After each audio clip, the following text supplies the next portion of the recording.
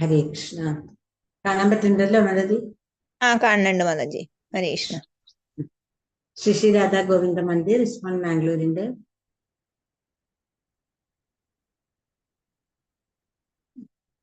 Malayalam part 2യിലേക്ക് എല്ലാവർക്കും സ്വാഗതം.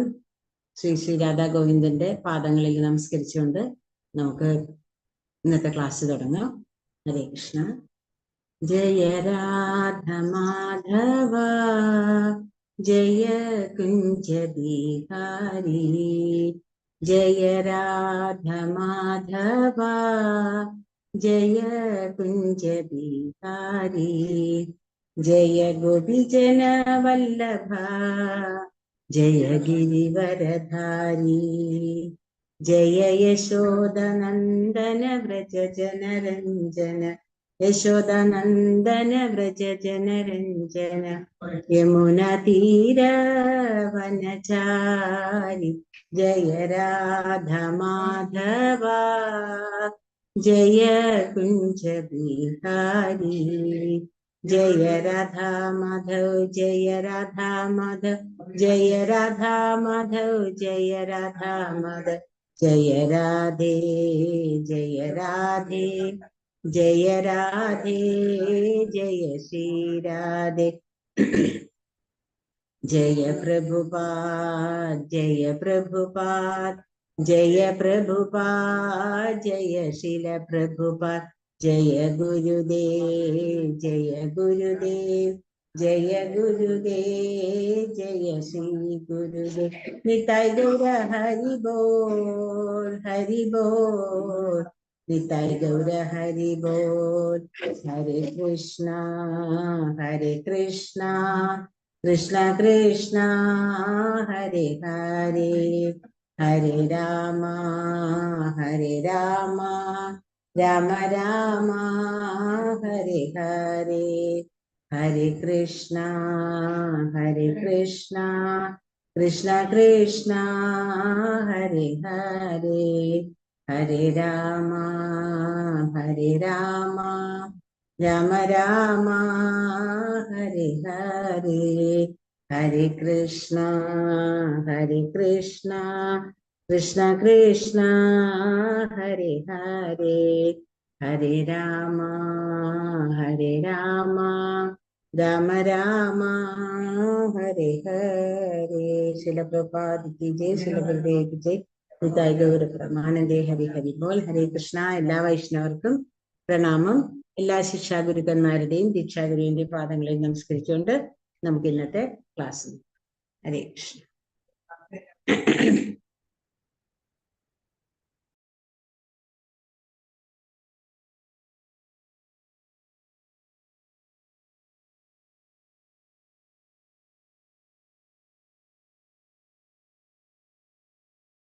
ഹരേ കൃഷ്ണ. അധ്യായം 15 നമ്മൾ എന്തൊക്കെയാണ് മനസ്സിലാക്കിയത്?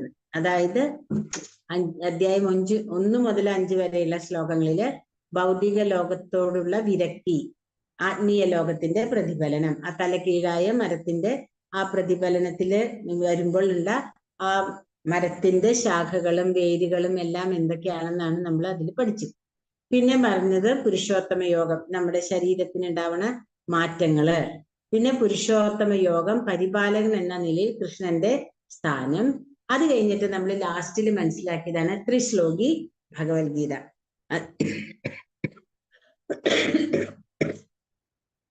ഇവിടെ അധ്യായം 16 24 ശ്ലോകങ്ങളാണുള്ളത്. ഈ 24 ശ്ലോകങ്ങളിൽ ആദ്യത്തെ 1 തൊട്ട് 6 വരെയുള്ളത് ദൈവിക ഭാവവും ആസുരിക ഭാവവും. രണ്ടാമത് 7 തൊട്ട് 20 വരെ ആസുരിക സ്വഭാവം. 21 തൊട്ട് 24 വരെ പരമോന്നത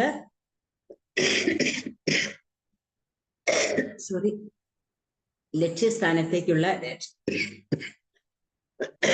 രക്ഷപ്പെടൽ. ഹരേ കൃഷ്ണ. അധ്യായം 16 സംഗ്രഹം. ഭൗതിക പ്രപഞ്ചമാകുന്ന അരയാൽ വൃക്ഷത്തെ പറ്റി വിവരിച്ചുവല്ലോ. ഭൗതിക പ്രകൃതിയുടെ ത്രിഗുണങ്ങൾ വൃക്ഷത്തിന്റെ മുകളിലെ ശുഭകരമായ ദിവ്യശാഖകളെയും താഴത്തെ ആസുരിക ശാഖകളെയും പരിപോഷിപ്പിക്കുന്നു. അപ്പൊ ത്രിഗുണങ്ങളാണ് ആ വേരുകളെല്ലാം പരിപോഷിപ്പിക്കുന്നത് എന്ന് നമ്മൾ മനസ്സിലാക്കി. അപ്പൊ തലകുത്തനെയുള്ള മരമായതുകൊണ്ട് ശാഖകൾ താഴേക്ക് ഇങ്ങനെ വരുന്നതനുസരിച്ചിട്ട് നമ്മളിങ്ങനെ താഴെയുള്ള ലോകങ്ങളിലേക്കാണ് പോയിക്കൊണ്ടിരിക്കുന്നത്. പിന്നെ ഇവിടെ പറയുന്നത് ജീവാത്മാക്കളുടെ പുണ്യപാപകർമ്മങ്ങളെ ആ അരയാൽ വൃക്ഷത്തിന്റെ വേരുകളാണെന്ന് പറഞ്ഞു. വേരുകൾ മുകളിലേക്കാണ്. അപ്പൊ പാപകർമ്മങ്ങളാണ് ചെയ്യണമെന്നുണ്ടെങ്കിൽ അത് നമ്മൾ ശാഖകളിലേക്ക് വന്നിട്ട് നമ്മള് പുണ്യകർമ്മങ്ങൾ ചെയ്യുന്നതനുസരിച്ചിട്ട് മുകളിൽ ഉപരിലോകങ്ങളിലേക്ക് പോകും. പിന്നെ 16-ാം അധ്യായം ഒരാളെ ഉയർത്തുകയും ആത്യന്തികമായി മോക്ഷത്തിലേക്ക് നയിക്കുകയും ചെയ്യുന്ന ദൈവിക ഗുണങ്ങളെ വിവരിക്കുന്നു. ആസുരിക ഗുണങ്ങളെക്കുറിച്ചും മരത്തിന്റെ താഴേക്കും ഒടുവിൽ നരകത്തിലേക്ക് നയിക്കുന്ന മാനസികാവസ്ഥയും അധ്യായം 16 വിശദീകരിക്കുന്നു.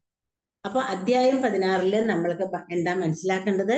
ദൈവീക ഭാവവും ആസുരിക ഭാവവും. 16:1 തൊട്ട് 16:6 വരെ ദൈവീക ഭാവത്തിന്റെ, അതായത് ഈ ദൈവീക ഗുണങ്ങളും ആസുരിക ഗുണങ്ങളിലെ ദൈവിക ഗുണങ്ങളെ പറ്റി 1 തൊട്ട് 3 വരെ ഉള്ളതില് വിശദമായിട്ട് ഭഗവാൻ പറഞ്ഞു തരികയാണ്.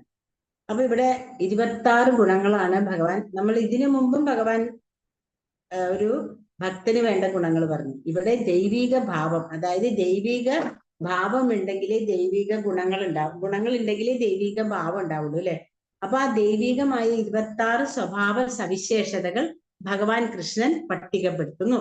ആൽമരത്തിൽ ഒരാളെ ഉയർത്തുകയും ആത്യന്തികമായി മോക്ഷത്തിലേക്ക് നയിക്കുകയും ചെയ്യുന്ന ഗുണങ്ങൾ. അപ്പൊ ആ ഗുണങ്ങളെ എന്തൊക്കെയാണെന്നാണ് ഇനി ഇവിടെ വിശദമായിട്ട് പറയാൻ പോകുന്നത്. എന്തൊക്കെയാണെന്ന് നമുക്ക് ആ ശ്ലോകം ഒന്ന് വായിക്കാം. 1 തൊട്ട് 3 വരെയുള്ള ശ്ലോകങ്ങളാണത്. ഹരേ കൃഷ്ണ. ഓം നമോ ഭഗവതേ വാസുദേവായ, ഓം നമോ ഭഗവതേ വാസുദേവായ, ഓം നമോ ഭഗവതേ വാസുദേവായ. അധ്യായം 16 ദൈവാസുര ഭാവങ്ങൾ. ശ്രീ ഭഗവാൻ വാച അഭയം സത്വസംശുദ്ധിർ ജ്ഞാനയോഗ വ്യവസ്ഥിതിഃ ദാനം ദമശ്ച യജ്ഞശ്ച സ്വാധ്യായാസ്തപ ആർജവം അഹിംസാ സത്യമക്രോധ ത്യാഗാശാന്തിരപൈശുനം ദയാഭൂതേഷു ലോലുപ്തം മാർദ്ദവം പ്രീരചാപലം തേജക്ഷമാധൃതി ശൗചാമദ്രോഹോ നാദിമാനിത ഭവന്തി സമ്പദം ദേവീം അഭിജാതസ്യ ഭാരത. എന്തൊക്കെയാ അവിടെ ഗുണങ്ങള് ഭഗവാൻ പറയണത്? പരമദിവ്യോത്തമ പുരുഷൻ പറഞ്ഞു, ഹേ ഭാരത, നിർഭയത, അസ്തിത്വത്തിന്റെ ശുദ്ധി, ആധ്യാത്മിക ജ്ഞാനനിഷ്ഠ, ദാനം, ആത്മനിയന്ത്രണം, യജ്ഞം, വേദപഠനം, തപസ്, ലാളിത്യം, അഹിംസ, സത്യം, ക്രോധമില്ലായ്മ, ത്യാഗം, ശാന്തി, പരദൂഷണത്തിൽ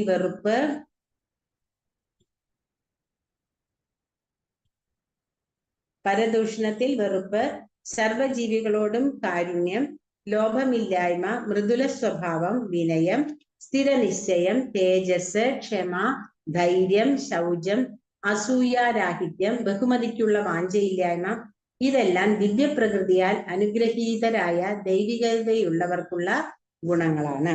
അപ്പൊ ദൈവികതയുള്ളവർക്കുള്ള ഗുണങ്ങൾ എന്തൊക്കെയാണ് എന്നാണ് ഇവിടെ ഭഗവാൻ പറഞ്ഞു തരുന്നത്. അപ്പൊ ആ ഗുണങ്ങളുടെ വിവരണം ഒരു പട്ടികയാക്കിയിട്ട് ഇവിടെ തന്നിട്ടുണ്ട്. ആദ്യത്തെ ഏതാണ്?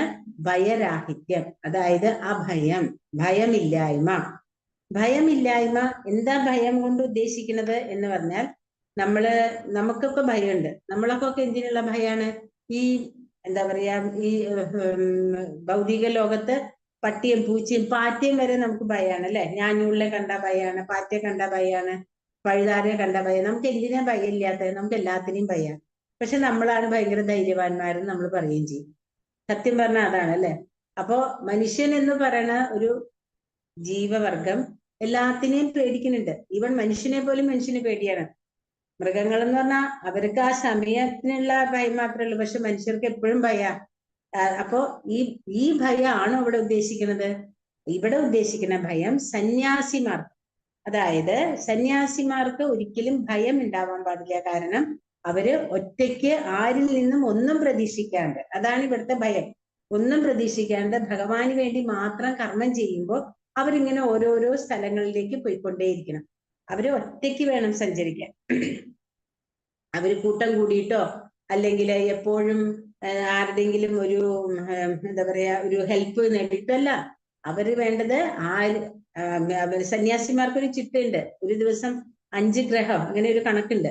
അത്രയും ഗ്രഹത്തിൽ നിന്ന് മാത്രം കിട്ടുന്ന എന്താണോ അവർക്ക് കിട്ടുന്ന അരിമണി അതിട്ട് വേവിച്ച് അവര് ഭക്ഷണം കഴിക്കുക. അവരധികവും ഈ ലൗകികമായ കാര്യങ്ങളിൽ നിന്നെല്ലാം മാറി നിന്ന് ഒറ്റയ്ക്ക്, അവരുടെ വീടില്ല, കുടുംബമില്ല, സുഹൃത്തുക്കളില്ല, അവർക്ക് ആകെ ആശ്രയം പരമപുരുഷനായ ഭഗവാൻ മാത്രമാണ്.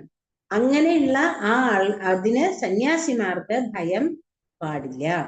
പിന്നെ എന്താ വേണ്ടത് സന്യാസിക്ക്? അപ്പൊ ആദ്യത്തെ കുറച്ച് 3 സന്യാസിയുടെ ഗുണങ്ങളാണ് കൂടുതൽ പറയുന്നത്. അതായത് പിന്നെ വേണ്ടത് അവർക്ക് യമനിയമങ്ങളെ കർശനമായി പാലിക്കണം. യമനിയമങ്ങൾ എന്തൊക്കെയാണെന്ന് നമുക്കറിയാം.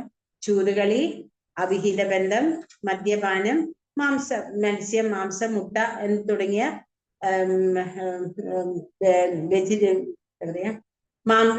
ഇത് നോൺ വെജിറ്റേറിയൻ ആയിട്ടുള്ള ഫുഡുകൾ ഇതൊന്നും കഴിക്കാൻ പാടില്ല. അങ്ങനെ കഴിച്ചാലുണ്ടെങ്കിൽ അവർക്ക് വേണ്ട അവരുടേതായ ഇതുണ്ടല്ലോ, അവര് അനുഷ്ഠിക്കേണ്ട തപസ്, അവരുടെ ശുദ്ധി, പരിശുദ്ധി, അവരുടെ ബോധം, ഇതെല്ലാം അവർക്ക് പോകും, ഇല്ലാണ്ടാവും. ദയ, ഇതെല്ലാം ഇല്ലാണ്ടാവും. അപ്പൊ അതെല്ലാം അവർക്ക് വേണം എന്നുണ്ടെങ്കിൽ അവര് ശരിയായിട്ടുള്ള നിയമവ്യവസ്ഥകളെ കർശനമായി പാലിക്കണം. പിന്നെ ഉദാഹരണമായിട്ട് ഇവിടെ ചൈതന്യ മഹാപ്രഭു പറഞ്ഞത് എന്താണ്? ഒരു ദിവസം ചൈതന്യ മഹാപ്രഭുവിന്റെ കൂടെ ചോട്ടാ ഹരിദാസ് എന്ന് പറഞ്ഞിട്ടുള്ള ഒരു സന്യാസി ഉണ്ടായിരുന്നു. വളരെ നല്ല സന്യാസിയാണ് അദ്ദേഹം.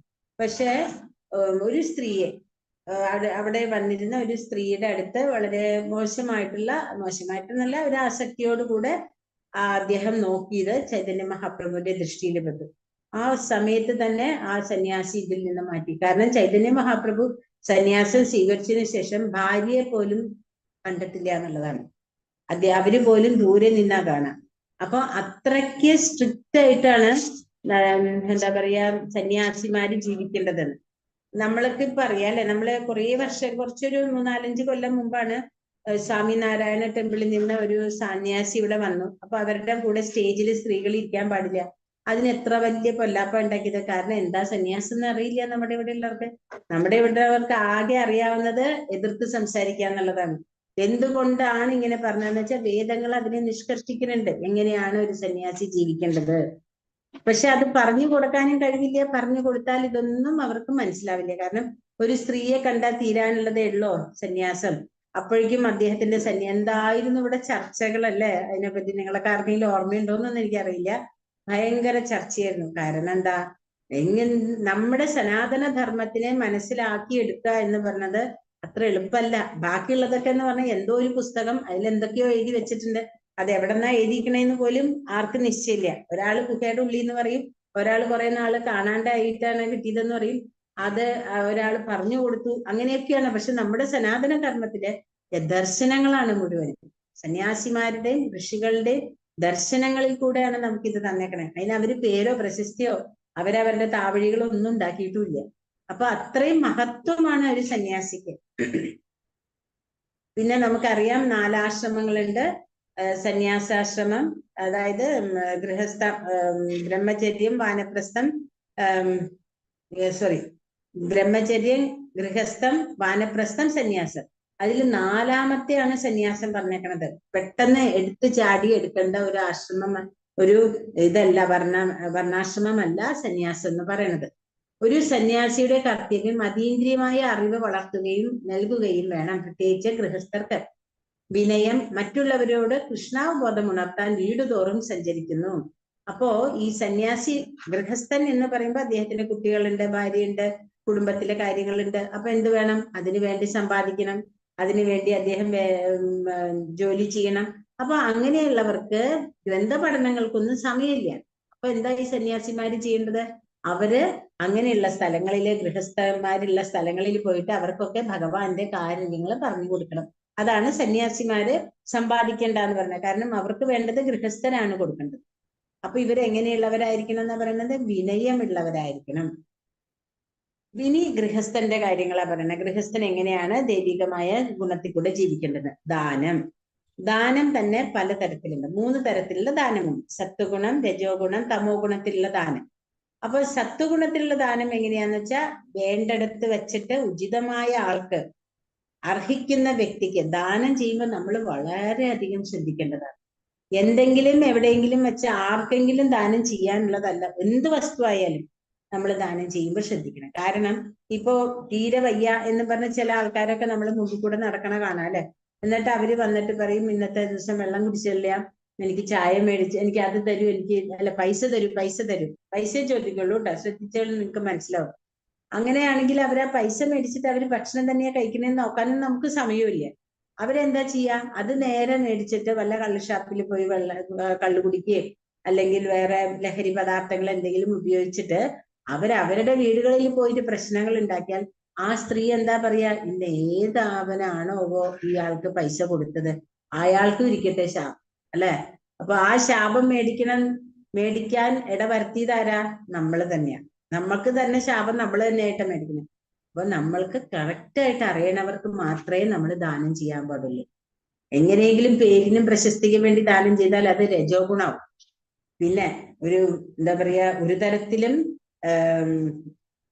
എന്താ പറയാ ബഹുമാനം ഇല്ലാണ്ട് അങ്ങനെയൊക്കെ ദാനം ചെയ്താൽ അത് തമോ ഗുണത്തിലുള്ള ദാനമാവും. പിന്നെ ആത്മനിയന്ത്രണം, പ്രത്യേകിച്ച് ഗൃഹസ്ഥർക്ക് ലൈംഗിക ജീവിതത്തില് സന്താനങ്ങൾ ഉണ്ടാവാൻ വേണ്ടി മാത്രമാണ് എന്താ പറയാ ഭാര്യയുമായിട്ടുള്ള ബന്ധം പാടുള്ളൂ എന്നാണ് ശാസ്ത്രങ്ങൾ വിധിക്കുന്നത്. അല്ലാണ്ട് എപ്പോ തോന്നുമ്പോഴും എങ്ങനെയും ചെയ്താൽ അത് പട്ടികൾ ചെയ്യണതിന് പോലെയാവും. അവർക്ക് പിന്നത്തെ ജന്മം പട്ടിയായിട്ട് ജനിക്കാൻ. അടുത്ത 6ാമത്തെ ഗുണം എന്താ പറയുന്നത്? യജ്ഞം. ഗൃഹസ്ഥൻ ചെയ്യേണ്ട യജ്ഞം. ഇതിന് ധാരാളം പണച്ചിലവുണ്ട്. അഗ്നിഹോത്ര യജ്ഞം, അതുകൊണ്ട് പലവിധ യജ്ഞങ്ങൾ ഗൃഹസ്ഥന്മാര് ഉദ്ദേശിച്ചിട്ടുള്ളതാണ്.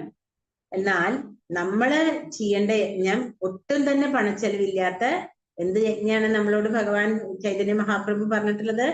സങ്കീർത്തന യജ്ഞം. നമ്മൾക്ക് യാതൊരു ചെലവുമില്ല, എപ്പോ വേണമെങ്കിലും നമുക്ക് ജപിക്കാം. രാത്രിയോ പകലോ അതിന് പ്രത്യേകിച്ച് സമയമോ ഒന്നും പറഞ്ഞിട്ടില്ല. അപ്പോ അങ്ങനെ ചെയ്യാനുള്ള ഒരു കാര്യമാണ് നാമജപം. 24 മണിക്കൂറും നമുക്ക് നാമം ചെയ്യാൻ പറ്റിയാൽ ഏറ്റവും ഭാഗ്യം ഉള്ളവരാണ്. അത്രയും ഒന്നും എത്തില്ല ആർക്കെന്നുള്ളത് അറിയാം. പക്ഷെ മാക്സിമം എല്ലാവരും ജപിക്കുക, പറ്റുന്നത്ര ജപിക്കുക. 16 മാല മിനിമം ജപിക്കാനായിട്ട് പരിശ്രമിക്കുക. ഒരു ദിവസം 16 മാല ജപിച്ചിട്ട് കാര്യമില്ല, ജപിക്കുമ്പോൾ എല്ലാ ദിവസവും ജപിക്കും. പിന്നെ എന്താ പറയണത് ഇവിടെ? വേദപഠനം. ബ്രഹ്മചാരി വിദ്യ അഭ്യസിക്കുന്നു.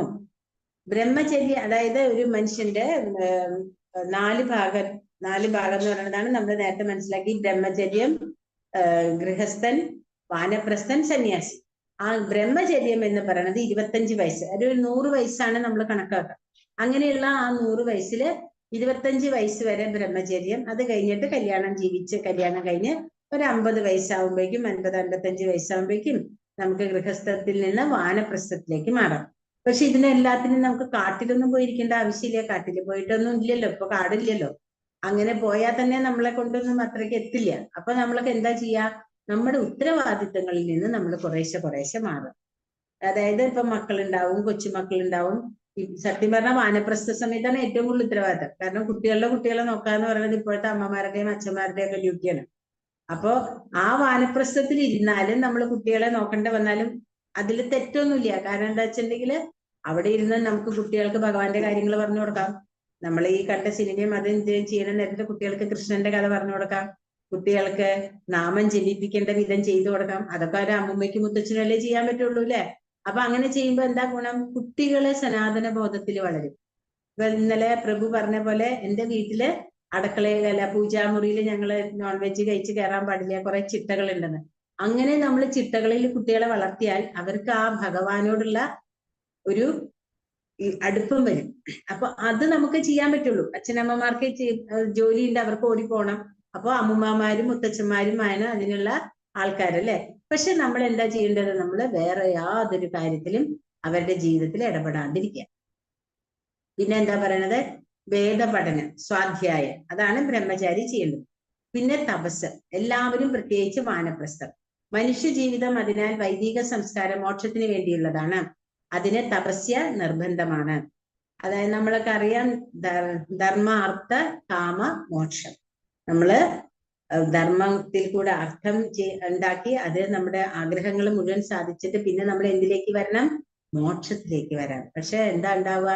ഗൃഹസ്ഥൻ ആ കാമൻ അവന് തീരണില്ല. തീർന്നാലല്ലേ മോക്ഷത്തിലേക്ക് വരാൻ പറ്റുള്ളൂ അല്ലെ? അപ്പൊ അവിടെ തന്നെ എന്ത് ആവശ്യങ്ങളും നമുക്ക് എത്ര സാരി കിട്ടിയാലും മതിയാവില്ല, എത്ര ആഭരണങ്ങൾ ഉണ്ടായാലും മതിയാവില്ല, ആണുങ്ങളാണെങ്കിലും എത്ര നേരം ഇപ്പോ TV കണ്ടാൽ മതിയാവില്ല അല്ലെ?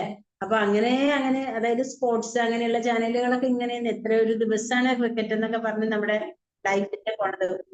ഒരു ഗുണമില്ലാണ്ട് ഒരു ദിവസം ക്രിക്കറ്റ് ആണ് അല്ലെ? അപ്പൊ പിന്നെ ടെൻഷൻ വേറെ. അപ്പൊ അങ്ങനെയുള്ള കാര്യങ്ങളിലൊക്കെ നമ്മൾ അനാവശ്യമായിട്ട് നമ്മുടെ ശരീരത്തിലുള്ള ഊർജവും കൂടെ നമ്മൾ വെറുതെ കളയാണ്. അപ്പൊ എന്താ പറയണത്? നമ്മള് തപസ് നിർബന്ധമാണ്. ഒരാൾ കുടുംബത്തിന് വേണ്ടി കുടുംബ ജീവിതത്തിന് ശേഷം ഏകദേശം 50 വയസ്സിന് ശേഷം വിരമിക്കേണ്ടതാണ്. തപസ് ശരീരത്തിലും മനസ്സിലും നാവിലും ആകാം. എല്ലാത്തിനും 3 ഘടകങ്ങളുണ്ട്. അതായത് സത്വഗുണം, രജോ ഗുണം, തമോ ഗുണം. ഇതൊക്കെ നമ്മൾ പഠിക്കും. ജീവിതത്തിൽ തപസ് ആവശ്യമില്ലെന്നും ഊഹാപോഹങ്ങളിലൂടെ തുടരാമെന്നും പറയുന്ന കാഴ്ച വസ്തുക്കളായ ആത്മീയവാദികൾ അത്തരം തത്വചിന്ത നിരവധി അനുയായികളെ ആകർഷിക്കുന്നു. നേരത്തെ പറഞ്ഞ പോലെ നമുക്ക് ചെയ്യാൻ ഇഷ്ടമില്ലാത്തത് കൊണ്ടാണ് വേറൊരാള് പറയുമ്പോൾ നമ്മൾ ഉടനെ തന്നെ അതിനെ എന്താ പറയാ സ്വീകരിക്കുന്നത്. അത് തെറ്റാണ് എന്ന് നമുക്ക് അറിയൂല. നമ്മുടെ അറിവിനനുസരിച്ചിട്ടാണ് നമ്മൾ ഓരോ കാര്യങ്ങളും സ്വീകരിക്കുന്നത്.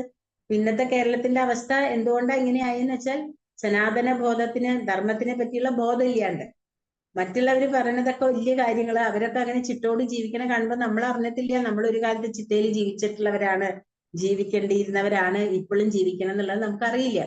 അപ്പൊ അറിയാത്തതിനെ നമ്മൾ എന്താ പറയാ? നമ്മളെ എതിർക്കും. അറിവില്ലായ്മയാണല്ലോ എതിർക്കുന്നതിന്റെ മെയിൻ ആയിട്ടുള്ള കാര്യം. ശാന്ത സ്വഭാവം അപ്പൊ ഉണ്ടാവില്ല. അപ്പൊ വൈരാഗ്യ ബുദ്ധിയും അതുപോലെ തന്നെ ഒരു തമ്മിത്തലണ സ്വഭാവമൊക്കെയാണ് വരിക. പിന്നെ പറയണത് എന്താ? ലാളിത്യം, ലളിതവും നേരായതും, simple life and high thinking എന്നാണ് ഉപദേശാമൃതത്തില് നമ്മുടെ രൂപ ഗോസ്വാമി പറഞ്ഞു തരുന്നത്. നമ്മള് ലളിതമായ ജീവിതവും ഉയർന്ന ചിന്തകളും. പിന്നെ അഹിംസ. അഹിംസയ്ക്കും ഈ പറഞ്ഞ പോലെ 3 തലങ്ങളുണ്ട്. നമ്മൾ വിചാരിക്കുന്നുണ്ടാവും അഹിംസ എന്ന് പറഞ്ഞിട്ടുണ്ടെങ്കിൽ മൃഗങ്ങളെ കൊല്ലണത് മാത്രമാണെന്ന്. മൃഗങ്ങളെ കൊല്ലണത് മാത്രല്ല, ഒരാളെ നമ്മള് കുത്തി വാക്കുകൾ കൊണ്ട് പോലും ദ്രോഹിക്കുന്നതും അഹിംസ തന്നെയാണ്. കാരണം ആ മനുഷ്യന്റെ മനസ്സ് എത്ര വേദനിച്ചിട്ടുണ്ടാവും നമ്മൾ കുത്തി നോയിപ്പിച്ചാൽ അല്ലെ? അതേപോലെ തന്നെ എന്താ പറയാ, നമ്മൾ കഴിക്കുന്ന നമ്മുടെ ചുറ്റിനുള്ള മൃഗങ്ങള് നമ്മൾ പോലും അറിയാണ്ട് കുറേ അധികം മൃഗങ്ങളെ നമ്മൾ ചവിട്ടണൊക്കെ ഉണ്ട് അല്ലെ? അപ്പൊ അങ്ങനെയുള്ള കാര്യങ്ങളെല്ലാം നമുക്ക്, പക്ഷെ അതൊന്നും നമ്മുടെ തെറ്റല്ല. അതിനൊക്കെയാണ് നമ്മൾ ഈ ഹരേ കൃഷ്ണ മഹാമന്ത്രം ജപിക്കണം എന്ന് പറയുന്നത്. അപ്പൊ ആ ഉള്ള പാപങ്ങളെല്ലാം പോകും. പിന്നെന്താ? സത്യം. സത്യം എപ്പോഴും നമ്മുടെ സ്വാർത്ഥ താല്പര്യങ്ങൾക്കായിട്ടാവരുത്. സത്യം പറയാനായിട്ടൊരു ധൈര്യം വേണം. ആ സത്യത്തിനെ നമ്മൾ വളച്ചൊടിച്ച്, അതായത് സന്ദർഭം നോക്കിയിട്ട് നമ്മൾ സത്യം പറയാനായിട്ട് പരിശ്രമിക്കണം. എവിടെയും കയറി പറയാനുള്ളതല്ല. സത്യമായിട്ട് പറയണത് തന്നെ ആ സന്ദർഭം എന്താണോ അതിനെ നമ്മൾ ക്ലിയർ ആക്കണ വിധത്തില് സത്യം പറയാനുള്ള ഒരു ധൈര്യം കൂടെ നമുക്ക് വേണം. ഇനി എന്തൊക്കെയാണ് അടുത്തത്? 26 ഇപ്പൊ 12ാമത്തെ പറയുന്നു ക്രോധമില്ലായ്മ. ഇതൊക്കെ എല്ലാവർക്കും വേണ്ടതാണ്. ആർക്കൊക്കെയാണ്? സന്യാസിയായാലും ഗൃഹസ്ഥനായാലും വാനപ്രസ്ഥനായാലും ബ്രഹ്മചാരിക്ക് എല്ലാവർക്കും വേണ്ട കാര്യങ്ങളാണ് ഇനി പറയാൻ പോകുന്നത്. ദേഷ്യം പാടില്ല.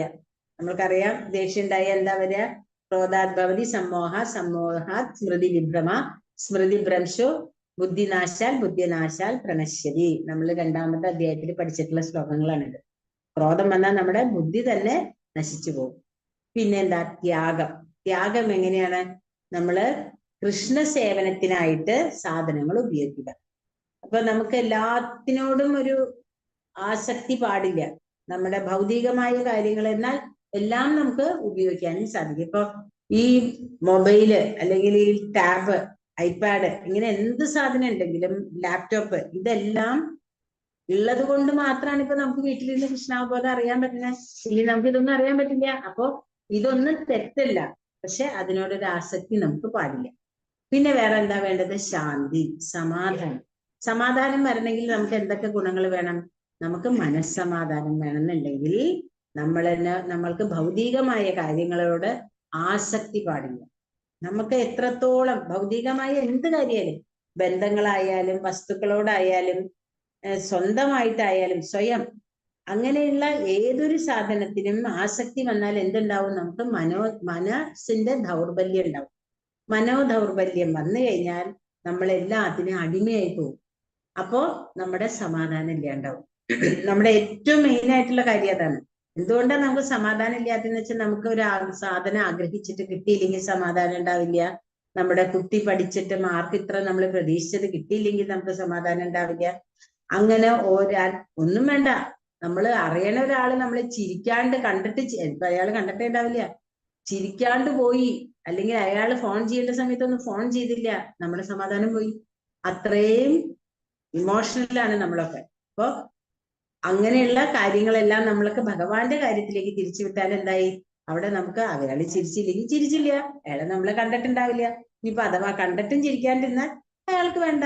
പിന്നെ എന്തിനാ നമ്മളൊക്കെ ചിരിക്കാനും നമ്മൾക്ക് സംസാരിക്കാനും നമ്മുടെ കൃഷ്ണനില്ലേ, ഭക്തന്മാരില്ലേ, പിന്നെ എന്തിനാ നമ്മൾ അതിനെ പറ്റി വിഷമിക്കുന്നത്? പിന്നെ എന്താ പറയണത്? പരദൂഷണത്തിൽ വെറുപ്പ്, അപൈശുനം.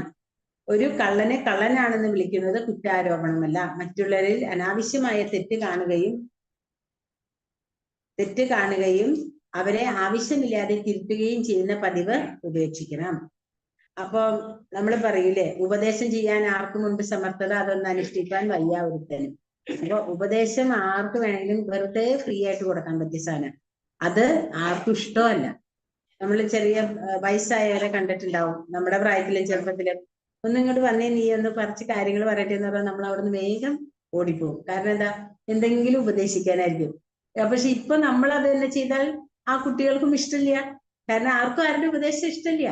അപ്പോ ഉപദേശം എന്തിനാ ഉപദേശിക്കുന്നത്? അവരുടെ കുറ്റങ്ങളാണല്ലേ നമ്മൾ പറയുന്നത്. അപ്പൊ അത് ആവശ്യമില്ലാതെ ചെയ്യരുത് എന്നാണ് പറയുന്നത്. പിന്നെ സർവ്വജീവികളോടും കാരുണ്യം, ദയ. അതിന്റെ ആത്മീയ ജ്ഞാനം നൽകുന്നു പ്രസാദം, പുസ്തകങ്ങൾ, ഭഗവാന്റെ നാമം. അപ്പൊ ദയ എത്രത്തോളം ഉണ്ടാകുമോ അത്രത്തോളം നമുക്ക് ആത്മീയ ജ്ഞാനം കൂടാണ്. കാരണം എല്ലാ ജീവികളിലുമുള്ള നിറഞ്ഞു നിൽക്കുന്നതാണ് സാക്ഷാൽ പരമപുരുഷനായ ഭഗവാൻ. പരമാത്മാ രൂപത്തിൽ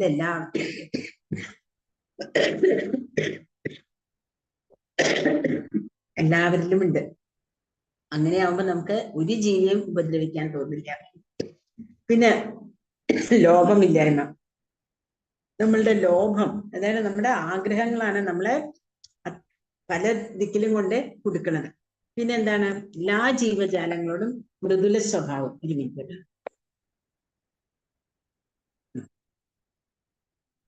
എല്ലാ ജീവികളോടും സൗഹൃദം. പിന്നെ വിനയം, അത്യന്തം വിനയത്തെയും നീചകർമ്മങ്ങളിൽ വിരക്തിയും. സ്ഥിരനിശ്ചയം. സ്ഥിരനിശ്ചയം എന്ന് പറഞ്ഞാല് നമ്മള് ഒരു കാര്യം, ഒരു ഡിസിഷൻ എടുത്തു, ചിലപ്പോ അത് ശരിയായി എന്ന് വരും, ചിലപ്പോ അത് തെറ്റായി എന്ന് വരും, ചിലപ്പോ അതിൽ വിജയം ഉണ്ടായിക്കോളാം, ചിലപ്പോ അത് പരാജയമാവാം. എന്ത് തന്നെയായാലും അതിനെ അതേപടി സ്വീകരിക്കാനുള്ള ഒരു മനസ്സ് നമുക്ക് വേണം.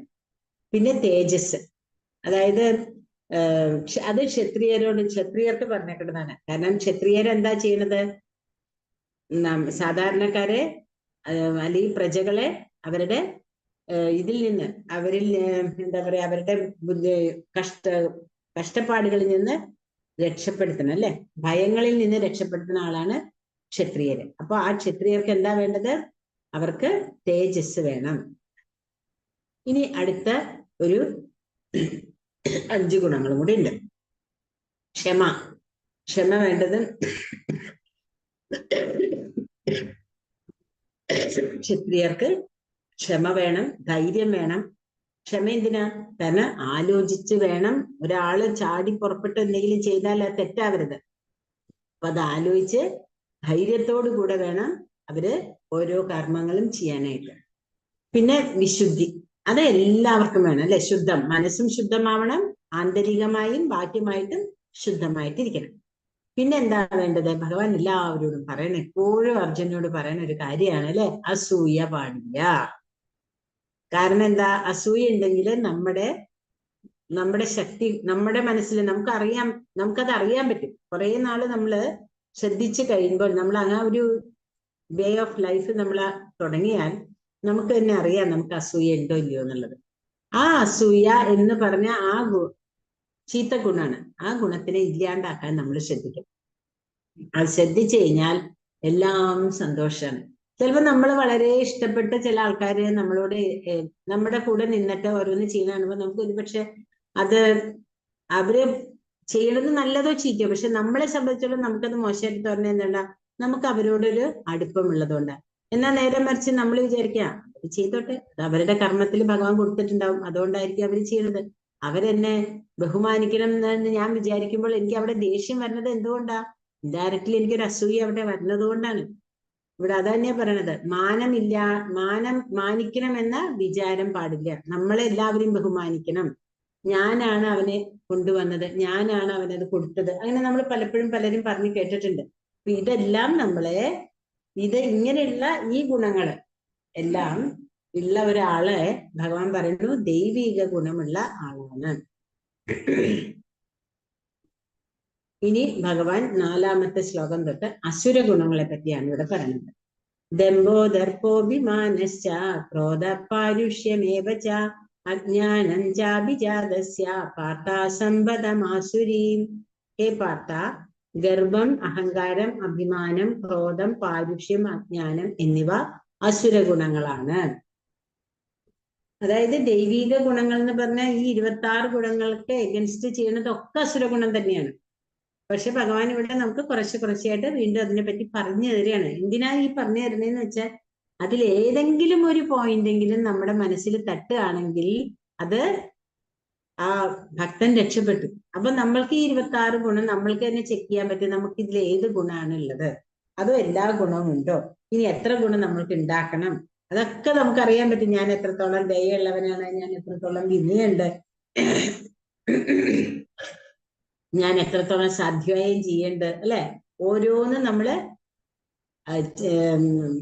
നോക്കിക്കൊണ്ടിരുന്നാൽ നമുക്ക് മനസ്സിലാവും നമ്മളിൽ ഏതൊക്കെ ഗുണങ്ങളാണ് നമ്മൾ കൊണ്ടുവരേണ്ടത്.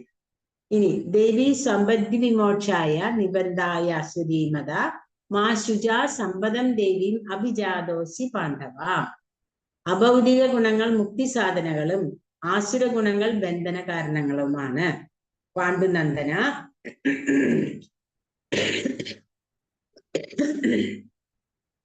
ദൈവിക ഗുണങ്ങളോടെ പിറന്നവനായതുകൊണ്ട് നീ ദുഃഖിക്കണ്ട. എന്താ ഭഗവാൻ പറയണത്? അർജുന, ഇത്രയും ഗുണങ്ങൾ ഞാൻ പറഞ്ഞു, അതെല്ലാം ദൈവിക ഗുണങ്ങളാണ്. നീ ഇതിനൊന്നും ഓർത്ത് വിഷമിക്കണ്ട. കാരണം എന്താ? നിനക്ക് ദൈവിക ഗുണമുണ്ട്. ആ ദൈവിക ഗുണമുള്ള ആളായതുകൊണ്ടാണ് പാണ്ഡുനന്ദ. ഇവിടെ പാണ്ഡുനന്ദ എന്നാ പറയുന്നത്, പാണ്ഡുവിന്റെ പുത്ര. കാരണം അർജുനൻ ഒരു ക്ഷത്രിയന് വേണ്ട ഗുണങ്ങൾ ഭഗവാൻ പറഞ്ഞു കൊടുത്തു അല്ലേ ഇപ്പൊ മറ്റേ ഇതിൽ വരുമ്പോ. അപ്പൊ അതുകൊണ്ട് അങ്ങനെ ക്ഷത്രിയ ഗുണങ്ങളെല്ലാം നിനക്കുണ്ട്. നിനക്ക് ദയുണ്ട്, നിനക്ക് ധൈര്യമുണ്ട്, തേജസ് ഉണ്ട്, ക്ഷമയുണ്ട്. അതുകൊണ്ടാണല്ലോ ആ യുദ്ധക്കളത്തിൽ വെച്ച് പോലും ഭഗവാൻ പറഞ്ഞത് മുഴുവനും കേട്ട് എടുത്തു ചാടിയോ അല്ലെങ്കിൽ പെട്ടെന്നുള്ള ഇതിനൊന്നും അർജുനൻ നിൽക്കണില്ല. അപ്പൊ ക്ഷത്രിയന് വേണ്ട സകലമാന ഗുണങ്ങളും അർജുനുണ്ട്. അതുകൊണ്ടാണ് പറയുന്നത് നീ ദൈവിക ഗുണമുള്ള ആളായതുകൊണ്ട് നീ ഇതിനെ കുറിച്ചൊന്നും വിഷമിക്കണ്ട. ദൈവാസുര ഭാവങ്ങൾ ശ്ലോകം 5. ദൈവിക ആസുരികമായുള്ള വ്യക്തികളുടെ വിധി. അഭൗതിക ഗുണങ്ങൾ മുക്തി സാധനങ്ങളാണ്. അഭൗതിക ഗുണം എന്ന് പറഞ്ഞാൽ ഭൗതികമായി ബന്ധമില്ലാത്ത. അപ്പൊ ഭൗതിക ഗുണങ്ങളല്ല, അഭൗതിക ഗുണങ്ങൾ എന്ന് പറയുന്നത് മുക്തി സാധനങ്ങളാണ്. ആസുര ഗുണങ്ങൾ ബന്ധകാരണം. ദൈവിക ഗുണങ്ങളോടെ പിറന്നവനാണെന്നും യുദ്ധത്തിലെ ഏർപ്പെടുന്നത് ആസുരികമല്ല എന്ന് പറഞ്ഞ ശ്രീകൃഷ്ണ ഭഗവാൻ അർജുനനെ ധൈര്യപ്പെടുത്തുന്നു. അപ്പോ ഇവിടെ വരാവുന്ന ഒരു ക്വസ്റ്റ്യൻ ആണ്, അപ്പൊ അങ്ങനെയാണെങ്കിൽ എന്തിനാണ് ഭഗവാൻ യുദ്ധം ചെയ്യാൻ പറയണേ? യുദ്ധം ചെയ്യുമ്പോ കുറെ ആൾക്കാരെ കൊല്ലുകയല്ലേ, അപ്പൊ അവിടെ ദയയില്ലാണ്ടാവുമല്ലേ, നമുക്ക് എന്താ പറയാ ക്രോധം വരും ചില കാര്യങ്ങളെല്ലാം കാണുമ്പോ. അപ്പൊ ആ ദൈവിക ഗുണങ്ങളുള്ള ഒരാള് ഇങ്ങനെ ചെയ്യാൻ പാടുണ്ടോ?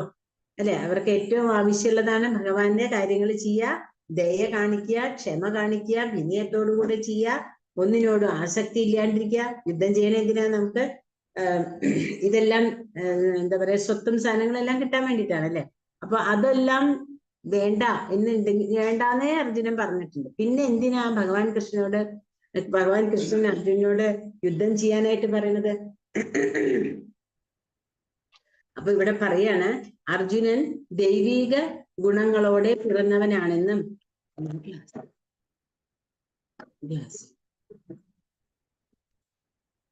ദൈവിക ഗുണങ്ങളോടെ പിറന്നവരാണെന്നും യുദ്ധത്തിൽ ഏർപ്പെടുന്നത് ആസുരികമല്ല എന്ന കൃഷ്ണൻ എന്ത് അടിസ്ഥാനത്തിലാണ് കണക്കാക്കുന്നത്?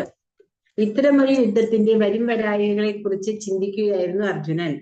ജീവിതത്തിലെ വ്യത്യസ്ത ആശ്രമധർമ്മങ്ങളെ നിയന്ത്രിക്കുന്ന നിബന്ധനകളെ അനുസരിക്കുന്നവർക്കാണ് ആധ്യാത്മിക പ്രകൃതിയുള്ളത്.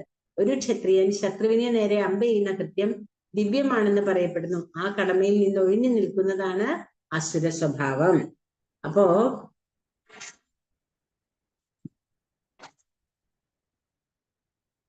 നമ്മള് ചെയ്യേണ്ട ധർമ്മം, ഒരു ക്ഷത്രിയന്റെ ധർമ്മമാണ് യുദ്ധം ചെയ്യാന്നുള്ളത്. അത് ചെയ്തില്ലെങ്കിലാണ് തെറ്റ്. അപ്പൊ ഭഗവാൻ ഇവിടെ എന്താ പറയുന്നത്? കാരണം പ്രജകളെ രക്ഷിക്കേണ്ടത് ആ ഒരു യോദ്ധാവിന്റെ കടമയാണ്. അപ്പോ നമ്മൾ പറയും ഒരു എന്താ പറയാ, ഒരു ന്യായാധിപൻ ഒരാളെ തൂക്കിക്കൊല്ലാൻ വിധിച്ചു. തൂക്കിക്കൊല്ലാൻ വിധിച്ചാൽ അവിടെ ന്യായാധിപന് തെറ്റില്ല. കാരണം എന്താ വെച്ചാൽ അയാൾ ചെയ്ത തെറ്റാണ് എന്ന് ബോധ്യപ്പെട്ടിട്ടെങ്കിൽ അയാളെ തൂക്കിക്കൊല്ലണോണ്ട് ഈ ജന്മത്തിൽ ചെയ്യാനുള്ളത് അയാൾക്ക് ഈ ജന്മത്തിൽ തന്നെ ചെയ്ത് തീർക്കാൻ പറ്റും. ഇല്ലാന്നുണ്ടെങ്കിൽ അത് അയാൾക്ക് അടുത്ത ജന്മത്തിൽ അതിനുള്ള പാപബലങ്ങൾ അനുഭവിക്കേണ്ട വരും. ഒന്നത്. രണ്ട്, അത് ഒരു ന്യായാധിപന്റെ കടമയാണ്. ഇപ്പോ നമ്മള് താമരയിലെ വെള്ളം എന്ന് പറയുന്ന പോലെ ആ ന്യായാധിപൻ അവിടെ ഒരു തെറ്റും ചെയ്യണില്ല.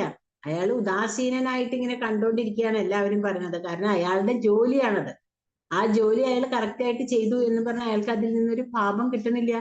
കാരണം അയാൾ അവിടെ ആരെയും ഉപദ്രവിക്കുന്നില്ല. തെറ്റ് ആരാണോ ചെയ്തത് അയാൾക്ക് ശിക്ഷ വിധിക്കുകയാണ് ചെയ്യുന്നത്. അത് അയാൾ ചെയ്യേണ്ടതാണ്. അതുപോലെ തന്നെയാണ് ഒരു ക്ഷത്രിയൻ. ആ ക്ഷത്രിയനെ എന്താണ് ചെയ്യേണ്ടത് എന്ന് വെച്ചാൽ പ്രജാരക്ഷണമാണ്. അത് അയാൾ ചെയ്യണം. പിന്നെ ഇവിടെ എന്താ, അത് മാത്രല്ല, ഇവിടെ ധർമ്മയുദ്ധം, ഭഗവാന് വേണ്ടിയിട്ടുള്ള യുദ്ധമാണ് അല്ലെ ചെയ്യാൻ പറയുന്നത്. എന്നിട്ട് ആറാമത്തെ അധ്യായത്തിൽ ആറാമത്തെ ശ്ലോകത്തിൽ പറയുന്നു, ദൗഭൂതസർഗോ ലോകേസ്മിൻ ദൈവ ആസുരയേവ ച ദൈവോ വിസ്തരശ പ്രോക്ത ആസുരം പാർത്ഥമേഷണു. ഹേ പാർത്ഥ, ഈ ലോകത്തിലുള്ള എല്ലാ സൃഷ്ടികളും ആസുരം, ദൈവികം എന്നീ രണ്ട് വിഭാഗങ്ങളിൽ ഒന്നിൽപ്പെടും. ഞാൻ ദൈവിക ഗുണത്തെ പറ്റി വിസ്തരിച്ചു പറഞ്ഞുവല്ലോ, ഇനി ആസുരങ്ങളായവരെ വിവരിക്കാം. അപ്പൊ ഭഗവാൻ പറയണു, ഇതുവരെയുള്ള എല്ലാം ഞാൻ ദൈവിക ഗുണത്തിനെ പറ്റിയാണ് പറഞ്ഞത്.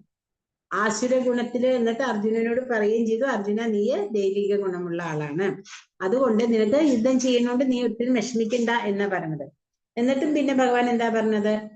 അഭൗതികമായ കാര്യങ്ങൾ ചെയ്താൽ നമുക്ക് അത് മുക്തിക്ക് ഉതകും, എന്നാൽ ആസുരികമായ കാരണങ്ങൾ ചെയ്താൽ നമ്മൾ ഇവിടെ തന്നെ തിരിച്ചും ബന്ധനസ്ഥനാവും. അപ്പോ ഭഗവാൻ എന്താ പറയണത്?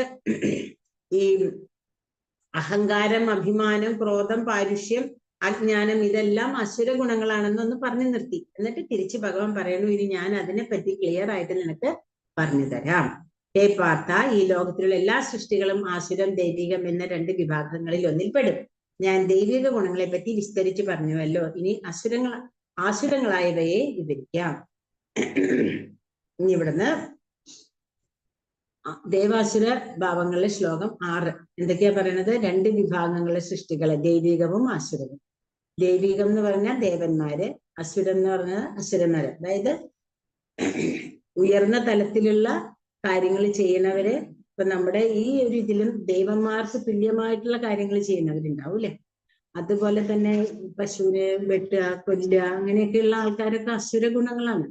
എന്തോരം നമ്മൾ കാണുന്നുണ്ടല്ലേ, ഓരോരുത്തർ എന്തൊക്കെയാ ചെയ്ത് കൂട്ടണേ. ഇതൊക്കെ അസുര ഗുണമാണ് അവരുടെ ഉള്ളത്. അപ്പൊ അങ്ങനെ അസുര ഗുണം കൂടുതലുള്ളവരെയാണ് അസുരന്മാരെന്ന് പറയുന്നത്. അല്ലാണ്ട് അവരൊരു പ്രത്യേക കൊമ്പും തുമ്പിക്കൈയും ഒക്കെ ഉള്ള ആൾക്കാരൊന്നും അല്ല. ആരിലാണോ ദൈവിക ഗുണം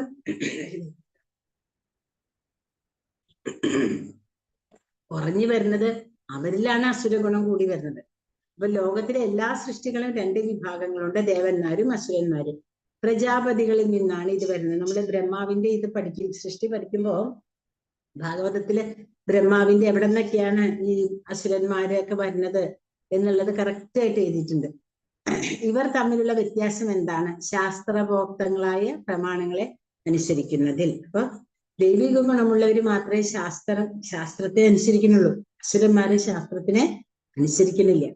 ഇനി ഇവിടുന്ന് 7 തൊട്ട് 20 വരെയുള്ളത് ആസുരിക സ്വഭാവത്തിനെയാണ് അതിനെ പറ്റി പഠിക്കാം. 7ാമത്തെ ശ്ലോകം. പ്രവൃത്തിഞ്ച നിവൃത്തിഞ്ച ജനാന വിദുരാസുര ന ശൗചം നാഭിചാചാരോ ന സത്യം തേഷു വിദ്യതേ. എന്താ പറയണത്? അസുരാഹ, ആസുരിക പ്രകൃതികളായ ജനാഹ, ജനങ്ങൾ. പ്രവൃത്തിഞ്ച നിവൃത്തിഞ്ച, അത് എന്തിനാണ് പ്രവർത്തിക്കേണ്ടതെന്നും എന്താണ് ചെയ്യാൻ പാടില്ലാത്തത്. നിവൃത്തി എന്ന് പറഞ്ഞാൽ ചെയ്യാൻ പാടില്ലാത്തത്, പ്രവൃത്തി എന്ന് പറഞ്ഞാൽ ശരിയായതിനെ സ്വീകരിക്കല്. നമുക്ക് ഭഗവാന് വേണ്ടി കാര്യങ്ങൾ ചെയ്യണതിനെ പ്രവൃത്തി എന്നും, അല്ലെങ്കിൽ ദൈവികമായ കാര്യങ്ങൾ ചെയ്യണതിനെ പ്രവൃത്തി എന്നും, തെറ്റായ കാര്യങ്ങൾ ചെയ്യണതിനെയാണ് നിവൃത്തി എന്ന് പറയുന്നത്. അപ്പോ പ്രവൃത്തിഞ്ച നിവൃത്തിഞ്ച, എന്താണോ വേണ്ടത്, എന്താണോ വേണ്ടാൻ ചെയ്യാൻ പാടില്ലാത്തത്. ജനാന വിദുരാസുര, അതായത് അവര് അറിയുന്നില്ല. ആരാണ് അറിയാത്തത്? അസുരന്മാര് അറിയുന്നില്ല. ന ശൗചം ന അഭിചാചാരോ, അതായത് ആചാരങ്ങളില്ല, വൃത്തിയില്ല, അവരൊന്നും ആചരിക്കുന്നുമില്ല. അവർക്ക് ശൗചം എന്ന് പറഞ്ഞിട്ടുണ്ടെങ്കിൽ നമ്മൾക്ക് അറിയാലോ, ശുദ്ധി, ആന്തരികമായിട്ടും ബാഹ്യമായിട്ടുള്ള ശുദ്ധി വേണം. പലപ്പോഴും നമ്മൾ കണ്ടിട്ടുണ്ടാവും, കുളിയില്ല, കുടിച്ച് ഒരു ബോധമില്ലാണ്ട് വന്ന് കിടന്നുറങ്ങാൻ, രാവിലെ എണീറ്റ് കുറെ സ്പ്രേ ഒക്കെ അടിച്ച് എന്തെങ്കിലുമൊക്കെ വലിച്ചു വാരി കഴിച്ച് ചില ആൾക്കാരൊക്കെ വായ തുറന്ന തന്നെ മണാണ്. കാരണം ഈ എന്താ പറയാ, വൃത്തിയില്ലാഞ്ഞിട്ടേ നോൺ വെജ് ഒക്കെ കഴിച്ച് ശരിക്കും വൃത്തിയായിട്ടൊക്കെ ദേഹമൊക്കെ ശുദ്ധീകരിച്ചിട്ട് ഭയങ്കര അവർക്ക് അറിയണ്ടാവില്ല, അവരുടെ അടുത്ത് നിൽക്കുന്നവർക്ക് അതിന്റെ ഇത് മനസ്സിലാവും. അങ്ങനെ സത്യം തേഷു വിദ്യതേ, അവർക്ക് സത്യവും ഇല്ല. കാരണം ശരിയായിട്ടുള്ള ബോധത്തിൽ നിൽക്കുമ്പോൾ മാത്രമല്ലേ ബുദ്ധി ശരിക്കും പ്രവർത്തിക്കുള്ളൂ. അതില്ലാത്തവർക്ക് ആ വക ഗുണങ്ങളൊന്നും ഉണ്ടാവില്ല. ചെയ്യേണ്ടത് എന്തോ ചെയ്യരുതാത്തത് എന്തോ എന്ന് അസുര സ്വഭാവികൾക്ക് അറിഞ്ഞുകൂടാ. വിശുദ്ധിയോ നല്ല പെരുമാറ്റമോ സത്യസന്ധതയോ അവർക്കില്ല. അപ്പൊ നമ്മൾ കേട്ടിട്ടുള്ള ഒരു കാര്യമാണ്, സ്ത്രീക്ക് സ്വാതന്ത്ര്യം പാടില്ല എന്ന് മനുസംഹിതയിൽ പറഞ്ഞിട്ടുണ്ട്. അങ്ങനെ സ്ത്രീക്ക് സ്വാതന്ത്ര്യം ഇല്ല എന്നല്ല മനുസംഹിത പറഞ്ഞത്. കാരണം എന്തുകൊണ്ടാണ്? ഈ ഇവരെ പോലെയുള്ള ആൾക്കാർക്ക് സ്ത്രീകളെ ഉപയോഗിക്കണം. അപ്പൊ സ്ത്രീകളെ ഉപയോഗിക്കണം എന്നുണ്ടെങ്കിൽ അതാണ് അതിന്റെ ശരിയായിട്ടുള്ള കറക്റ്റ് കാര്യം. പക്ഷെ സ്ത്രീകളെ പോലെ നമ്മളടക്കം എല്ലാവരും വിഡ്ഢികളാണ്. നമ്മൾക്ക് സ്വാതന്ത്ര്യം എന്ന് പറഞ്ഞാൽ ശരിക്കും നമുക്ക് സ്വാതന്ത്ര്യം ഇല്ല. പണ്ടെന്ന് പറഞ്ഞാൽ ആ സ്ത്രീ വീട്ടിലിരുന്നിട്ടുണ്ടെങ്കിൽ ആ സ്ത്രീയുടെ എല്ലാ കാര്യങ്ങളും ആ കുടുംബനാഥൻ, ഗൃഹസ്ഥൻ നോക്കിയിട്ടുണ്ടാവും. ഇപ്പൊ എന്താ, കൊച്ചുകുട്ടിയിലെ പാവം പണിക്ക് പോണം. കാരണം അമ്മയ്ക്കും അച്ഛനൊന്നും ഇപ്പൊ ഉത്തരവാദിത്തമില്ലല്ലോ. അങ്ങനെ കൊച്ചുകുട്ടിയിലെ കൊച്ചുകുട്ടികൾ പെൺകുട്ടികളാണെങ്കിലും പണിക്ക് പോകണം. സ്ത്രീകൾക്കാണെങ്കിൽ പാവം വീട്ടിലെ പണി ഉണ്ടാവും, പുറത്തെ പണി ഉണ്ടാവും. അവർക്ക് എവിടെയാ റെസ്റ്റ് ഉള്ള? അവർക്ക് പണ്ടെന്നൊക്കെ പറഞ്ഞാൽ 4 ദിവസമെങ്കിലും മാറി ഇരിക്കണം എന്നുള്ളൊരു ചിട്ട വെച്ചത് എന്തിനാ? അശുദ്ധമായിട്ടല്ല, അവർക്കൊരു റെസ്റ്റ് കിട്ടാൻ വേണ്ടിയിട്ടാണ്. അവരുടെ ശരീരത്തിന് അവർക്ക് ആ ഒരു എന്താ പറയാ ഇത് ധൈര്യം ഇത് വരാനായിട്ട്, അവരുടെ ആ സമയത്തുള്ള ബുദ്ധിമുട്ടുകളെ ഇല്ലാണ്ടാക്കി അവരുടെ ആരോഗ്യത്തിനും കൂടെ വേണ്ടിയിട്ടാണ്. ഇന്നുണ്ടോ ആരോഗ്യമുണ്ടോ ആർക്കെങ്കിലും? എല്ലാവർക്കും ഓരോരോ പ്രശ്നങ്ങളല്ലേ വയറിന്റെ സംബന്ധമായിട്ട്. കാരണം അവർക്കൊന്നിനില്ല, സമയമില്ല. പലതരത്തിലുള്ള സാധനങ്ങളാണ് നമ്മൾ ഉപയോഗിക്കുന്നത് നമ്മുടെ ശരീരത്തില്. ഇതൊന്നും നമുക്ക് നല്ലതല്ല. അപ്പൊ സ്ത്രീ സ്വാതന്ത്ര്യം അഗതി എന്നുള്ളൊരു വാക്കിനെ പറ്റി അല്ല പറഞ്ഞിട്ടുള്ളത്. എന്താ പറഞ്ഞത്? കൗമാരെ എന്താണ്, അച്ഛൻ കൗമാരത്തിലും ഭർത്താവ് യൗവനത്തിലും പുത്രൻ വാർദ്ധക്യത്തിലും ആണ് നോക്കണം. അതായത് സ്ത്രീയെ അത്ര സുരക്ഷിതമായിട്ട് സംരക്ഷിക്കണം എന്നാണ് മനു പറഞ്ഞത്. അല്ലാണ്ട് ഞാൻ സ്ത്രീ സ്വാതന്ത്ര്യം അർഹതി എന്നൊരൊറ്റ വാക്ക് മാത്രമേ കേട്ടിട്ടുള്ളൂ. എന്നിട്ട് അതിനെപ്പറ്റി വലിയൊരു ഇഷ്യൂ ഉണ്ടാക്കിയിട്ട് ഇന്ന് നടക്കുന്നത് അതൊക്കെ തന്നെ. എന്നിട്ട് എന്തുണ്ടായി? സ്ത്രീകളെല്ലാം കൂടെ റോട്ടിലേക്ക് ഇറങ്ങി. ഇപ്പൊ എന്തായി? അവർക്ക് അവിടെ ഇല്ല റെസ്റ്റ്, ഇവിടെ ഇല്ല റെസ്റ്റ്. പണക്കാർക്ക് അന്നും കുഴപ്പമില്ല, ഇന്നും കുഴപ്പമില്ല, അല്ലാത്തവരുടെ കാര്യമാണ്. അപ്പോ അതൊക്കെ എന്തുകൊണ്ടാണ് നമുക്ക് മനസ്സിലാവാൻ സാധിക്കുന്നത് എന്നാ പറയണത്? അത് മനസ്സിലാവാത്തത് എന്തുകൊണ്ടാണ്? ബോധമില്ല, സത്യമില്ല, നിവൃത്തി എന്താണ്, പ്രവൃത്തി എന്താണ് നമ്മൾ ചെയ്യേണ്ടതെന്ന് അറിയണില്ല, ശുചിത്വമില്ല. ഇതുകൊണ്ടൊക്കെയാണ് നമ്മൾക്ക് വേണ്ട കാര്യങ്ങളൊന്നും മനസ്സിലാക്കാനായിട്ട് സാധിക്കാത്തത്. ഋഷീശ്വരന്മാർ ഇതൊന്നും വെറുതെ പറഞ്ഞതല്ല, അവരൊക്കെ അത് കണ്ടും പറഞ്ഞിട്ടുള്ളത് തന്നെയാണ്. പിന്നെ എന്താ പറയുന്നത് അടുത്ത ശ്ലോകത്തില്, 8ാമത്തെ ശ്ലോകത്തില്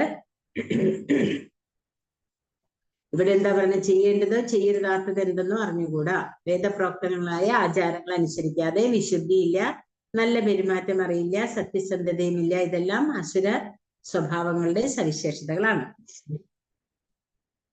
ഇനി 8ാമത്തെ ശ്ലോകത്തിൽ എന്താ പറയുന്നത്? അസത്യം അപ്രതിഷ്ഠം തേ ജഗദാഹൂരനീശ്വരം അപരസ്പര സംഭൂതം കിമന്യത് കാമഹൈതുകം. എന്താ പറയുന്നത്? ഈ പ്രപഞ്ചം അസത്യവും അടിസ്ഥാനരഹിതവുമാണെന്നും അതിനെ നിയന്താവായി ഒരു ഈശ്വരനില്ലെന്നും അവർ പറയുന്നു. ലൈംഗികാഭിലാഷം മാത്രമാണ് ഇതിന്റെ ഉൽപ്പത്തിക്ക് കാരണമെന്നും കാമമല്ലാതെ മറ്റൊന്നും കാരണമായിട്ടില്ല എന്നും അവർ പറയുന്നു. അതായത് ഈ ലോകം ഉണ്ടായി തന്നെ ലൈംഗിക ആസക്തി മൂലമാണ്. ആദ്യം ഹവ്വയും കണ്ടുവെന്നും അവര് തമ്മില് വിലക്കപ്പെട്ട കനി കഴിച്ചു എന്നും പറഞ്ഞിട്ടാണല്ലോ തുടങ്ങണമെന്നല്ലേ പറയണത്. അപ്പൊ പിന്നെ അവിടെ ഉണ്ടായത് എന്താണ്? ലൈംഗികമായ ആസക്തിയാണ്. അപ്പൊ അവർക്ക് അറിയണതല്ലേ അവർക്ക് പഠിപ്പിക്കാൻ പറ്റുള്ളൂ. നമ്മൾ എന്തുണ്ടായി? നമ്മളും അത് തന്നെ ഏറ്റു പറഞ്ഞു. കാരണം നമ്മുടെ ജീവിതത്തിൽ നമ്മുടെ ഇത് പ്രകാരം സനാതന ധർമ്മപ്രകാരം കുറേ അധികം ചിട്ടകളെല്ലാം പാലിക്കണം. ഇതെല്ലാം നമുക്ക് ചിട്ടകളൊന്നും പാലിക്കാൻ ഇഷ്ടമില്ലാണ്ട് വന്നപ്പോ നമുക്ക് ഇഷ്ടമുള്ളതിനൊക്കെ നമ്മൾ അങ്ങോട്ട് സ്വീകരിച്ചു. അതാണ് ഉണ്ടായത്. പിന്നെന്താ പറയണത്? ഈ പ്രപഞ്ചം തന്നെ ഇല്ല എന്നാണ് അവര് പറയുന്നത്. അങ്ങനെ ഒരു സംഭവം ഇല്ല എന്നാണ് സയന്റിസ്റ്റ് എല്ലാവരും പറയുന്നത്. ഏതോ ബിഗ് ബാങ് തിയറി ഉണ്ടായെന്നും ആ ബിഗ് ബാങ് തിയറി കൂടെയാണ് ഓരോന്നും വന്നതെന്നൊക്കെയാണല്ലേ പറയുന്നത്. ഇതൊക്കെ ഇതിന്റെ ഒക്കെ പുറകിൽ നമ്മൾ ഇന്നലെ പറഞ്ഞു. ഗാമ വിശ്വഭൂതാന അന്താരയാമോജസാം കണ്ട എല്ലാ എന്താ പറയാ എല്ലാ ഗ്രഹങ്ങളും അതാതിന്റെ സ്ഥാനത്ത് നിൽക്കുന്നത് ഭഗവാൻ അതിൽ ഉൾപ്പെടുത്തിയിട്ടാണ്. ചന്ദ്രനുള്ള ഇത് കൊടുക്കണത് ചന്ദ്രന്റെ ആ പ്രകാശത്തിൽ നിന്ന് രസം കൊടുക്കണത് ഭഗവാനാണ്. സൂര്യന്റെ തേജസ് ഭഗവാനാണെന്ന് ഭഗവത്ഗീതയിൽ വ്യക്തമായിട്ട് പറഞ്ഞു തന്നിട്ടുണ്ട്. പക്ഷെ ഭഗവത്ഗീതയിൽ ഭഗവാൻ പറഞ്ഞത് മാത്രം നമ്മൾ കേൾക്കാറില്ല എന്നുള്ളതാണ് സത്യം. പിന്നെന്താ പറയുന്നത്? ഇവിടെ സർവവും ശൂന്യമാണ്, പദാർത്ഥങ്ങളിൽ നിന്നാണ് ഇതെല്ലാം ഉണ്ടായത്. ഭൗതികതയിൽ ഇങ്ങനെ നമ്മളിങ്ങനെ കെട്ടിയിടുകയാണ് ചെയ്യുന്നത്. ഈ പ്രപഞ്ചം അസത്യമാണ്, നിയന്താവായി ഒരു ഈശ്വരനില്ല. അസുരന്മാരുടെ തത്വമാണത്. ലൈംഗിക അഭിലാഷം മാത്രമാണ് ഭൗതിക ലോകത്തിന്റെ ഉൽപ്പത്തിക്ക് കാരണമെന്നും കാമമല്ലാതെ മറ്റൊന്നും കാരണമായിട്ടില്ല എന്നുമാണ് അവര് പറയണത്. പിന്നെ 9ാമത്തെ ശ്ലോകത്തിൽ പറയുന്നു, ഈ നിഗമനങ്ങളെ പിന്തുടർന്ന് സ്വയം നഷ്ടപ്പെട്ടവരും അസുരന്മാരുമായ ഈ അല്പബുദ്ധികൾ ലോകനാശങ്ങളായ കൊടും ക്രിയകളിലേക്ക് ഏർപ്പെടും. ദൈവമില്ല, ഈ അതായത് എന്താ പറയാ, ഋണം മേടിച്ചും ഘൃതം സാപ്പിടണം എന്ന് പറയും. അതായത് കടം മേടിച്ചിട്ടും നെയ്യ് കഴിക്കണമെന്ന്. അപ്പോഴും നെയ്യ് കഴിക്കണമെന്നേ പറഞ്ഞിട്ടുള്ളൂ, മാംസം കഴിക്കണമെന്ന് എവിടെയും പറയണില്ല. ഇത് നാസ്തികനായിട്ടുള്ള കപിലൻ പറഞ്ഞിട്ടുള്ളതാണ്. നമ്മൾ കപില മഹാമുനി അല്ല പറഞ്ഞിട്ടുള്ളത്, ഭഗവാന്റെ അംശമായ കപിലദേവനല്ല പറയുന്നത്, നാസ്തികനായിട്ടുള്ള കപിലൻ പറയുന്നതാണ്. കാരണം ഈ ശരീരം തീർന്നാൽ നമ്മുടെ എല്ലാ കർമ്മങ്ങളും തീർന്നു. അതുകൊണ്ട് ഈ ശരീരത്തിലിരിക്കുന്നവരെ സുഖലോലുപരായിട്ട് ജീവിക്കാനാ പറയുന്നത്. സുഖലോലുപത്വം കൂടി കൂടി എന്തുണ്ടായി? നമുക്ക് നമ്മൾ ആരാന്നുള്ളത് മനസ്സിലാവാണ്ടായി തുടങ്ങി.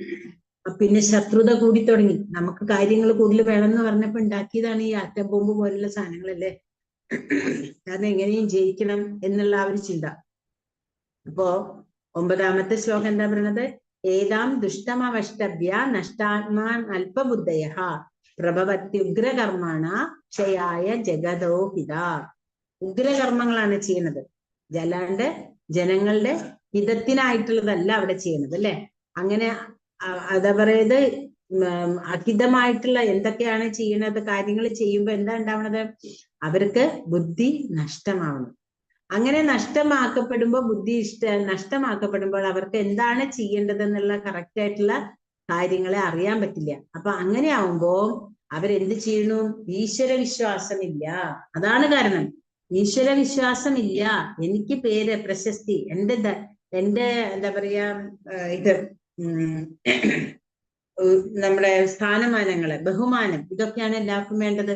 അപ്പൊ അതിന് വേണ്ട കാര്യങ്ങളാണ് നമ്മൾ ചെയ്തു പോകണം. പിന്നെ ഒരു ഒരിക്കലും അങ്ങനെ സ്റ്റാർട്ട് ചെയ്താൽ അതിന് പെട്ടെന്ന് നിർത്താൻ പറ്റില്ല. അപ്പൊ അതിന്റെ പുറകിൽ വരുന്നവർക്കും കുറെയൊക്കെ അങ്ങനെ തന്നെ പോകേണ്ടി വരികയാണ്. അതാണ് ഇപ്പൊ നമ്മൾ ഈ ലോകത്ത് കണ്ടുകൊണ്ടിരിക്കുന്നത്. എന്താണ് മനോഭാവം എന്നാ പറയുന്നത്? അസുര സ്വഭാവികൾക്ക് സ്വയം നഷ്ടപ്പെട്ടവരും വ്യാമോഹിതരായി അല്പബുദ്ധികളുമാണ്. വ്യാമോഹിതരും അല്പബുദ്ധികളുമാണ് അവർ കാരണം തങ്ങൾ പുരോഗമിക്കുകയാണെന്ന് വിചാരിക്കുന്നു, പക്ഷെ വിനാശകരമായ ജോലിയിൽ ഏർപ്പെട്ടിരിക്കുന്നു. ക്രിയകൾ എന്താണ്? ലോകനാശങ്ങളായ കൊടും ക്രിയകളിൽ ഏർപ്പെടുന്നു. ഹിംസാത്മകവും ലോകനാശങ്ങളായ കൊടും ക്രിയകൾ, ഉഗ്രകർമ്മങ്ങളാണ് അവർ ചെയ്യുന്നത്. ഇനി 10ാമത്തെ ശ്ലോകം നമുക്ക് നോക്കാം.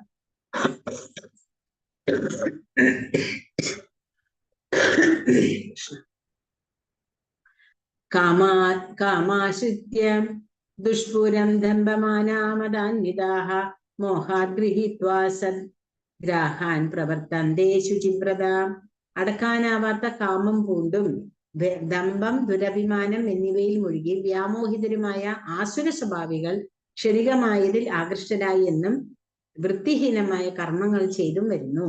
അതായത് അവർക്ക് എന്താ വേണ്ടത്? കുറെ ധനം ഉണ്ടാക്കുക, കുറെ സ്ത്രീകളായിട്ടുള്ള അല്ലെങ്കിൽ ലൈംഗികമായിട്ട് സ്ത്രീകളാണെങ്കിലും പുരുഷന്മാരായാലും കുറെ പൈസ ഉള്ളവര് എന്തും ചെയ്യാലോ. നമുക്കറിയാം, എത്ര ഭർത്താവിനെ വേണമെങ്കിലും സ്വീകരിക്കാം, എത്ര ഭാര്യമാരെ വേണമെങ്കിലും സ്വീകരിക്കാം.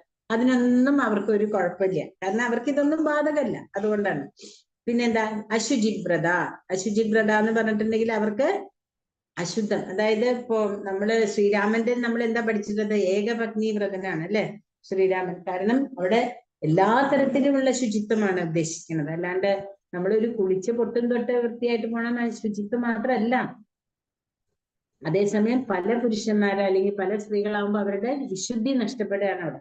അപ്പൊ അങ്ങനെ അവിടെ കാമം കൂടുമ്പോ എന്താ ഉണ്ടാവണത്? അവര് ദമ്പം, ദമ്പമാനം, അതായത് ദമ്പം, ദുരഭിമാനം. അഭിമാനമല്ല, ദുരഭിമാനാണ് അവിടെ ഉണ്ടാകുന്നത്. അങ്ങനെ ഉണ്ടായിട്ട് എന്താ ചെയ്യണത്? വൃത്തികരമായ കർമ്മങ്ങൾ അവര് ചെയ്യുന്നു. അപ്പൊ എന്താ പറ്റുക? അവര് നരകത്തിലേക്ക് ഇങ്ങനെ വഴുതി താഴേക്ക് പോന്നു. നമ്മൾ ആ മരത്തിന്റെ താഴേക്കുള്ള ശാഖകൾ കണ്ടില്ലേ? ആ ശാഖകൾ ഇങ്ങനെ താഴേക്ക് പോണത് പോലെയാണ് നമ്മളുടെ കർമ്മങ്ങൾ അനുസരിച്ചിട്ട് നമ്മൾ ആ വൃക്ഷത്തിന്റെ ഓരോരോ ശാഖകളിലേക്ക് ഇറങ്ങി നരകലോകത്തിൽ ചെന്ന് പതിക്കുന്നു. ഹരേ കൃഷ്ണ ഹരേ കൃഷ്ണ കൃഷ്ണ കൃഷ്ണ ഹരേ ഹരേ, ഹരേ രാമ രാമ രാമ ഹരേ ഹരേ. നമുക്ക് ഇന്നിവിടെ ഇത് നിർത്താം.